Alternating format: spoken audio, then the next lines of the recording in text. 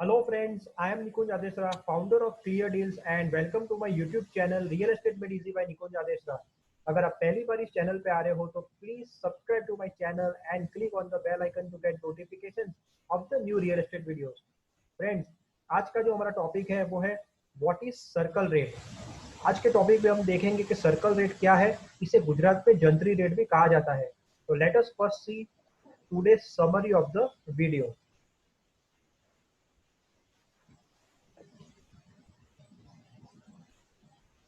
Friends, आज के video में हम कवर करेंगे कि सर्कल रेट क्या होता है, जंतरी रेट। इसे कई स्टेट में गाइडेंस वैल्यू भी कहा जाता है, रेडी रेकनर रेट और गाइडलाइन वैल्यू के नाम से भी जाना जाता है। हम समझेंगे कि सर्कल रेट और मार्केट वैल्यू में डिफरेंस क्या है, इंडिया में क्यों कोई प्रॉपर्टी सर्कल रेट पे रजिस्टर होती है और क्यों कोई प्रॉपर्टी मार्केट रेट पे रजिस्टर होती है, सर्कल रेट मेथड की लिमिटेशंस क्या है, और ये सारा कुछ हम लोग एक लाइव एग्जांपल से समझेंगे।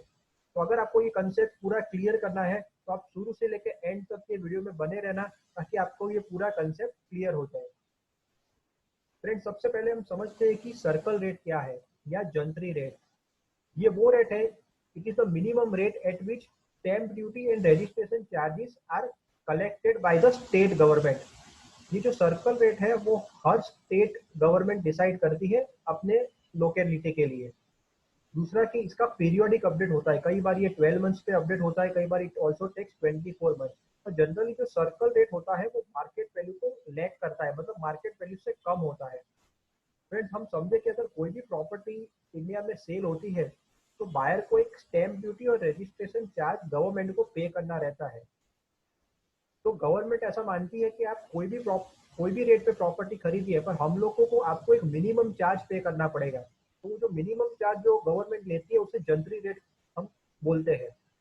और मार्केट रेट है, तो मार्केट रेट क्या है कि वो सप्लाई और डिमांड पे डिटरमाइन होता है and it is very dynamic in nature.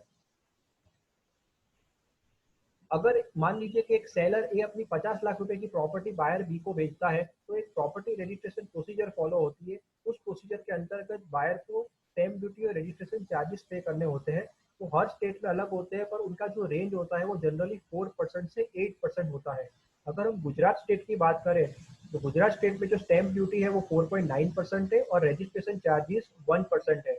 और अगर कोई फीमेल होम बायर गुजरात में प्रॉपर्टी अपने नाम पे रजिस्टर करता है तो उनके लिए जो रजिस्ट्रेशन चार्जेस 1% है वो वेव ऑफ किया गया है। फ्रेंड्स, हम लोग एक लाइव केस स्टडी से इसे समझते हैं कि मान लीजिए कि जब मार्केट वैल्यू सर्कल रेट से ज्यादा है तो उस केस में प्रॉपर्टी रजिस्ट्रेशन कैसे हो सकता है। Friends, for example market value of property से 50 lakh rupees and the circle rate is से 30 लाख रुपीज, और स्टैम्प ड्यूटी और रजिस्ट्रेशन चार्जेस हम अज्यूम करते हैं कि दोनों मिला के 5% है। तो इस केस में अगर बायर अपने जो स्टैम्प ड्यूटी और रजिस्ट्रेशन चार्जेस मार्केट प्राइस से पे करता है तो उसे 5% ऑफ द 50 लाख रुपीज पे करना पड़ेगा, वो होगा 2.5 लाख रुपए। उसे गवर्नमेंट को 2.5 लाख रुपए एज अ स्टैम्प ड्यूटी और रजिस्ट्रेशन चार्जेस पे करना पड़ेगा। पर अगर वही प्रॉपर्टी सर्कल रेट पे अगर वो रजिस्टर करता है तो उसे 30 लाख का 5% मतलब खाली 1.5 लाख रुपए गवर्नमेंट को पे करना पड़ेगा। तो इस केस में आप देख सकते हो कि गवर्नमेंट को सीधा लॉस हो रहा है 1 लाख रुपए का, क्योंकि home buyer generally circle rate पे प्रॉपर्टीज रजिस्टर करते हैं, क्योंकि होम बायर को उनका जो स्टैम्प ड्यूटी और रजिस्ट्रेशन चार्ज है वो सेव होता है, और जो सेलर है उसका कैपिटल गेन टैक्स सेव होता है। तो इस केस में प्रॉपर्टी एक्चुअली 50 लाख में बिकी है, पर गवर्नमेंट रिकॉर्ड में वो प्रॉपर्टी खाली 30 लाख में बिकी है। तो जो 20 लाख रुपए का जो डिफरेंस है उसे आप अनअकाउंटेड मनी या ब्लैक मनी भी बोल सकते हो। और अगर हम दूसरा एग्जांपल लें कि जब मार्केट वैल्यू सर्कल रेट से कम है, ऐसा रियल एस्टेट में बहुत ही कम होता है कि जब मार्केट वैल्यू सर्कल रेट से कम हो। अगर कोई नेचुरल कैलामिटी या अर्थक्वेक हो और अगर प्रॉपर्टी के प्राइसेस सडनली डाउन हो जाए तो वैसे केस में ये सिचुएशन पॉसिबल हो सकती है। तो अगर हम यहाँ पे एक एग्जांपल लें कि मार्केट वैल्यू 50 लाख है और सर्कल रेट वो प्रॉपर्टी का 60 लाख है, तो अगर आप देखोगे कि अगर वो 5% के हिसाब से आप मार्केट वैल्यू से स्टैम्प ड्यूटी और रजिस्ट्रेशन चार्जेस है वो 2.5 लाख आते हैं, और सर्कल रेट से स्टैम्प ड्यूटी और रजिस्ट्रेशन है वो 3 लाख आते हैं। बट गवर्नमेंट ने ऐसा डिसाइड किया हुआ है कि जो higher of the two value है उस पर आपको स्टैम्प ड्यूटी पे करना पड़ेगा। तो इस केस में बायर को डेफिनेटली 60 लाख रुपए पे 5% मतलब 3 लाख रुपए की स्टैम्प ड्यूटी और रजिस्ट्रेशन चार्जेस पे करने पड़ेंगे। और जो सेलर है उसको हाई कैपिटल गेन टैक्स पे करना पड़ेगा। आपके पास एक ऑप्शन रहता है, अगर ये केस आपके पास होता है कि आप सब रजिस्टर को अपील कर सकते हो और एक उनका पूरा फॉर्मल प्रोसीजर होता है चेक करने के लिए, बट उसमें बहुत सारा टाइम आपका जा सकता है।